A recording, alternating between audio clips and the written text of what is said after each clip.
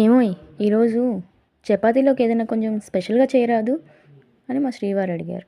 అప్పుడు గుర్తొచ్చిందే ఈ దహి షిమ్లా మిర్చి. ఎలా తయారు చేసుకోవాలో నాతో పాటు మీరు కూడా చూసేయండి. సో దీనికి కావాల్సింది capsicum, green chilli, salt, red chilli powder, oil, ముందుగా గ్రైండ్ చేసి పెట్టుకున్న పల్లీల పౌడర్.